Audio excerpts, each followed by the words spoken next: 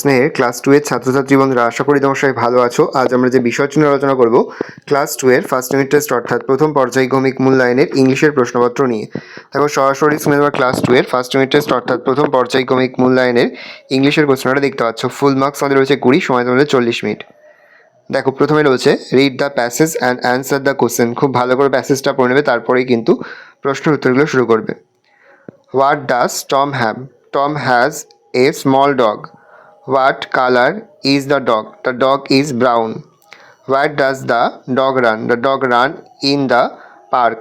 Who loves the dog? Tom loves the dog. Is the dog big or small? The dog is small.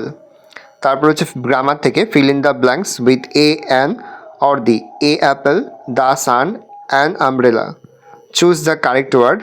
This is a book. I have to feed. তারপর হচ্ছে দেখো section C vocabulary থেকে write the name of each colour, red, blue, day, Sunday, Monday, month, June, July, parts of the body, eye, ear, fruit, apple, banana. Section B writing skill, write 5 sentence about my school. দেখে নাও। এই রোজ total তোমাদের first unit test অর্থাৎ প্রথম পর্যায়ক্রমিক মূল্যায়নের class 2 এর ইংলিশের প্রশ্নপত্র। ভালো করে প্রশ্নপত্র দেখে নাও।